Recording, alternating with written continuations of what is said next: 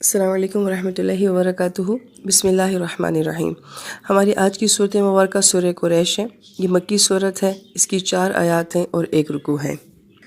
اس صورت مبارکہ میں قریش کی افضلیت کو تمام عرب کے اوپر بیان کیا گیا ہے۔ اس میں اشارہ ہے کہ تمام قبائل عرب میں قریش اللہ تعالیٰ کے نزدیک سب سے زیادہ مقبول ہیں۔ حدیث پاک میں آتا ہے کہ آپ علیہ السلام نے فرمایا کہ اللہ تعالیٰ نے تمام اولاد اسماعیل میں سے کنانہ کو، اور کنانہ میں سے قریش کو، اور قریش میں سے بنی ہاشم کو، اور بنی ہاشم میں سے مجھ کو منتخب کر لیا ہے۔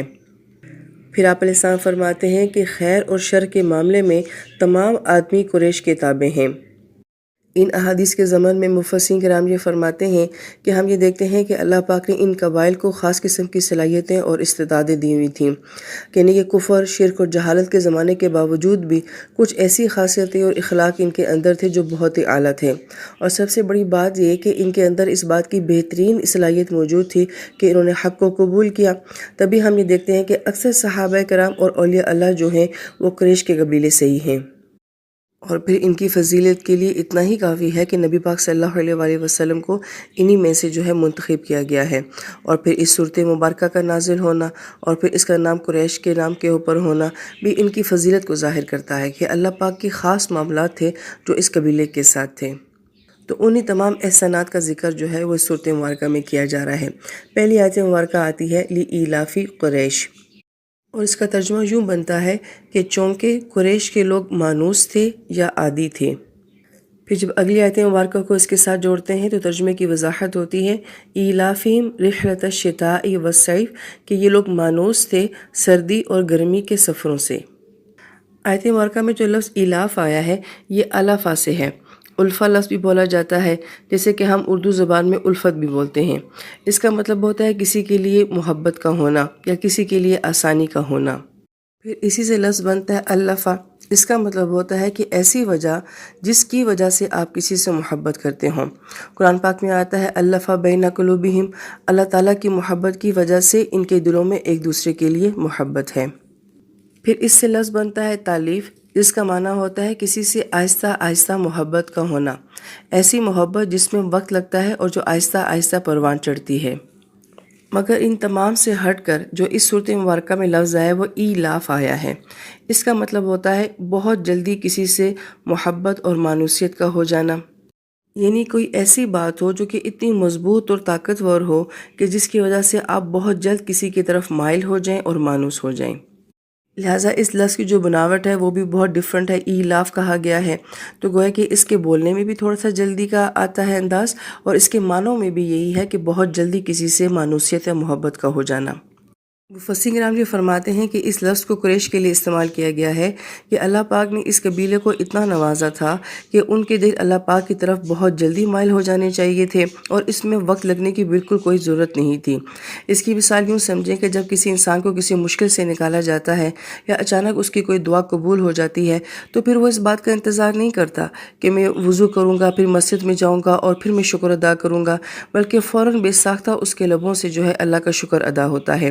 اسی طریقے سے اللہ پاک نے اس قوم کو جو کچھ بھی نوازا تھا تو ان کی وجہ سے ان کے دل بہت جلدی اللہ پاک کی طرف مائل ہو جانے چاہیے تھے، اور اللہ پاک نے یہ سب ان کے لیے کیوں کیا تھا؟ تاکہ یہ لوگ اس گھر کی عبادت صحیح طریقے سے کر سکیں۔ اور پھر دیکھیں کہ اس میں مانوسیت اور دل کی نرمی کا ذکر آتا ہے، کیونکہ عبادت اسی وقت صحیح ہو سکتی ہے جب آپ کے دل میں کسی کے لیے نرمی اور محبت اور مانوسیت ہوتی ہے۔ گویا کہ عبادت کے اندر محبت نہ ہو تو وہ عبادت نہیں ہوتی ہے۔ پھر ایلاف کا ایک معنی یہ بھی آتا ہے کہ اللہ پاک نے عرب کے تمام قبائل کے دلوں کو ان لوگوں کے لیے نرم کر دیا تھا۔ یہی وجہ تھی کہ وہ ان کے ساتھ تجارت کرتے تھے اور یہ ان کے ساتھ تجارت کرتے تھے۔ جیسے کہ سورہ فیل میں آتا ہے کہ اگر ابرہہ کا لشکر یہاں پہ آ جاتا اور وہ ساری تباہی ہو جاتی اور یہ گھر اگر سلامت نہ رہتا تو کیا تب بھی سارے قبائل ان کے ساتھ ایسی ہی مانوسیت رکھتے اور ایسی ہی نرمی دکھاتے؟ تو ایسا نہیں تھا۔ لہٰذا اللہ پاک کا یہ احسان تھا کہ سارے عرب کے قبائل جو ہیں ان کا احترام کرتے تھے، اور اس کی وجہ سے ان کو مالی لحاظ سے بھی بہت فائدہ ہوتا تھا تجارت کی صورت میں۔ پھر جو لفظ ایلاف ہے اس کی شروع میں لامز لی جو آتا ہے، مفسرین فرماتے ہیں یہ تعجب کے لیے آتا ہے، اور تعجب کس بات کے اوپر ہے کہ یہ اللہ کا گھر ہے، مگر یہ بتوں سے بھرا ہوا ہے۔ یہ لوگ وہی ہیں کہ جو کہ بیٹیوں کو زندہ بھی دفن کر دیتے ہیں۔ سود اور جوا بھی ان کے اندر عام ہے۔ شراب یہ پانی کی طرح پیتے ہیں۔ مگر ان تمام کمیوں کے باوجود سب عرب لوگوں کے دل جو ہیں وہ اس گھر کی طرف مائل ہیں اور ان لوگوں کی طرف مائل ہیں۔ اس کی ایک وجہ تو یہ بھی بیان کی جاتی ہے کہ ابراہیم علیہ السلام نے یہ دعا مانگی تھی اللہ تعالیٰ کہ لوگوں کا دل جو ہے وہ اس گھر کی طرف مائل کر دینا اور لوگوں کے دلوں میں اس گھر کے لیے نرمی دے دینا۔ اور اس دعا کی قبولیت کا اثر ہمیں یہ نظر آتا ہے کہ بظاہر اس جگہ میں ہمیں کوئی اور اٹریکشن نظر نہیں آتی ہے، لیکن صرف اس گھر کی وجہ سے دنیا کے کس کس کونے سے مسلمان جو ہے وہ اس گھر کا رخ نہیں کرتا ہے۔ کل بھی کرتا تھا، آج بھی کرتا ہے اور قیامت تک کرتا رہے گا، کہ اللہ تعالیٰ نے اس گھر میں ایک کشش رکھی ہے، ایک محبت رکھی ہے جو ہر مومن اپنے دل کے اندر محسوس کرتا ہے۔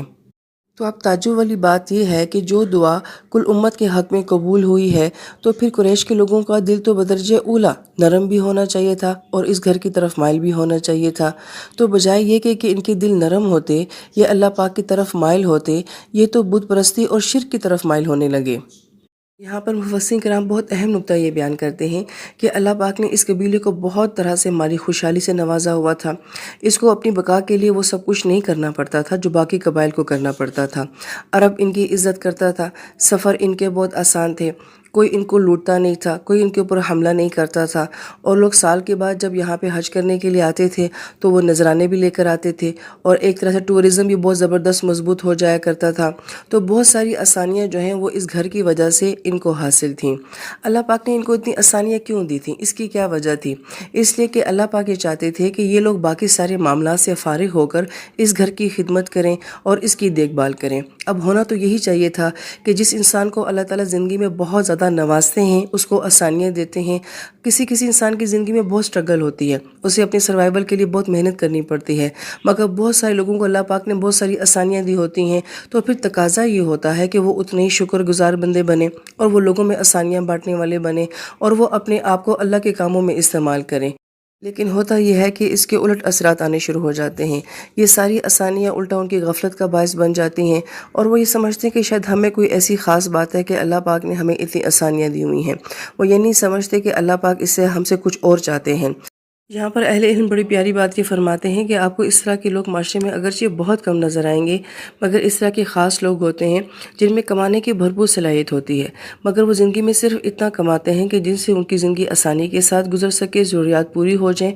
اس کے بعد باقی جو سارا وقت ہے وہ معاشرے کے نفع کے لیے، لوگوں کی بھلائی کے لیے اور اللہ کے کاموں میں لگا دیتے ہیں، اور یہی وہ لوگ ہوتے ہیں جو سب سے زیادہ خوبصورت معاشرے کا حصہ ہوتے ہیں۔ یہاں پر ضمن اشفاق احمد صاحب اپنی کتاب میں کہتے ہیں کہ میں ایک ایسے ڈرائیور کو جانتا تھا جو بہت ایمانداری کے ساتھ، وفاداری کے ساتھ جو ہے ساری زندگی نوکری کرتا رہا۔ جب اس کی ریٹائرمنٹ کا وقت آیا تو اس کے بعد اس نے اپنا ڈرائیونگ لائسنس جو ہے وہ پھاڑ دیا۔ تو میں نے کہا کہ ایسا کیوں کیا؟ اس نے کہا اسی لیے کہ اگر یہ میرے پاس ہوگا تو ہو سکتا ہے کہ زندگی کے حالات مجھے دوبارہ کبھی ڈرائیونگ کرنے پہ مجبور نہ کر دیں، لیکن میں ساری زندگی ڈرائیونگ صرف اس لیے کرتا رہا کہ میرے اوپر میرے خاندان والوں کے حقوق تھے، اب وہ سب پورے ہو گئے ہیں، نوکری میں نے پوری کر لی ہے، اب جو زندگی کا باقی حصہ ہے وہ صرف میں اللہ تعالیٰ کے لیے گزاروں گا اور نیک کاموں کے لیے گزاروں گا۔ وہ جو میں ساری زندگی نہیں کر سکا وہ اب اپنی فراغت کے کام میں کروں گا۔ آپ کو ایسے لوگ معاشرے میں نظر آئیں گے کہ جو بعض اوقات اپنی ذمہ داریوں کو پورا کرنے کے بعد زندگی کی اسٹیج کے اوپر آ جاتے ہیں کہ وہ یہ کہتے ہیں کہ زندگی کا باقی حصہ جو ہے وہ لوگوں کے لیے ہوگا، وہ اللہ کی مخلوق کے لیے ہوگا۔ کسی کو یہ نصیب ہو جاتا ہے کہ وہ اس کو ایک عرصہ لگتا ہے، وہ اس وقت کا انتظار کرتا ہے۔ کچھ لوگ ایسے خوش نصیب ہوتے ہیں کہ اللہ پاک نے ان کی زندگی میں آسانیاں بہت دی ہوتی ہیں، ان کے اندر قابلیت بہت زیادہ ہوتی ہے، اور وہ اپنے ایکسٹرا ٹائم کو جو ہے وہ خیر کے کاموں کے لیے استعمال کرتے ہیں۔ اللہ تعالیٰ نے اہل قریش کو بھی ایسا ہی بنایا تھا۔ اللہ پاک نے ان کو معاشیات میں نہیں الجھایا، کاروباری معاملات میں، تجارت کے معاملات میں نہیں الجھایا۔ ہر طرح کی آسانیاں صرف اس لیے دیں تاکہ وہ اس گھر کی یعنی کہ بیت اللہ کی خدمت کر سکیں۔ پھر مفسرین کرام یہ فرماتے ہیں کہ سورۃ مبارکہ میں 2 مرتبہ ایلاف آیا ہے۔ اللہ پاک نے اپنے احسانات کو بڑی تاکید کے ساتھ یہاں پہ بیان کیا ہے۔ پہلے ایلاف سے تو وہ سارے احسانات کہ اللہ پاک نے کس طرح ابرہہ کے لشکر سے اس گھر کی حفاظت فرمائی۔ ابراہیم علیہ السلام کی دعا جو ہے وہ ان کو ملی، نبی علیہ السلام انہی کے خاندان میں سے آئے، بیت اللہ شریف کے خادمین کا اعزاز ان لوگوں کو ملا، تجارتی سفر ان لوگوں کے لیے آسان کر دیے گئے، پورے عرب قبائل کے دلوں میں ان کی محبت جو ہے وہ ڈال دی گئی۔ یہ سارے اللہ پاک کے بہت بڑے احسانات تھے جو ان کے اوپر تھے۔ اور دوسرے الاف سے مراد یہ ہے، چلے تم کسی احسان کو بھی اگر شمار نہیں کرتے ہو تو اپنے صرف 2 سفروں کو ہی دیکھ لو جو تم سردیوں اور گرمیوں میں کرتے ہو، کہ کس قدر اللہ پاک نے یہ سفر تمہارے لیے آسان کر دیے ہیں۔ تو یہ ساری آسانیاں، کیا تمہیں ان کا احساس نہیں ہے کہ اللہ تعالیٰ نے تمہارے اوپر کیا ذمہ داری دی ہے؟ آیت مبارکہ میں لفظ قریش جو استعمال ہوا ہے یہ تکرش سے ہے، اور تکرش کا مطلب ہوتا ہے مختلف قبیلوں کا اکٹھا کرنا۔ اس لیے قریش لفظ جو ہے یہ قبیلے کا نام بھی ہے، یعنی کہ تمام قبائل کا مجموعہ۔ جیسے کہ فرمایا کہ بنی اسماعیل میں سے اللہ پاک نے کنانہ کو، کنانہ میں سے قریش کو، قریش میں سے بنی ہاشم کو، اور بنی ہاشم میں سے نبی علیہ السلام کو اللہ پاک نے منتخب فرمایا۔ تو گویا کہ تمام قبائل کا ایک مجموعہ تھا، اس وجہ سے اس کو قریش کہا جاتا تھا۔ پھر دوسرا قول ہمیں یہ ملتا ہے کہ لفظ قریش جو ہے یہ تکرش کی تصغیر ہے۔ ابن عباس فرماتے ہیں رضی اللہ تعالیٰ عنہ کہ اس سے مراد ایک بہت بڑا سمندری جانور ہے، اور وہ اتنا بڑا تھا کہ وہ کشتیوں کو بھی الٹ دیا کرتا تھا۔ وہ سب جانوروں کو کھا جاتا تھا مگر کوئی جانور اس کو نہیں کھا سکتا تھا۔ گویا ایک ایسا بڑا سمندری جانور جو تمام جانوروں کے اوپر حاوی تھا۔ تو قریش کو بھی کیوں کہا جاتا ہے قریش؟ اس لیے کہ یہ بہت بڑا قبیلہ تھا اور یہ تمام قبیلوں کے اوپر غلبہ رکھتا تھا۔ تیسرا قول یہ ملتا ہے کہ یہ تسخیر جو آتی ہے یہ تعظیم کے لیے آتی ہے۔ قریش کا مطلب ہے کہ بہت عزت والا شمار ہونا، اور یہ تصغیر ان لوگوں کی بڑائی کو شمار کرتی ہے کہ تمام اہل عرب جو ہیں ان کو بہت عزت کی نگاہ سے دیکھتے تھے۔ اور چوتھا قول جو ملتا ہے قریش کے بارے میں کہ اس سے مراد تاجر ہیں، کہ اللہ پاک نے ان کو عرب کا بہت بڑا تاجر بنا دیا تھا، اس مناسبت سے ان کو قریش کہا جاتا تھا۔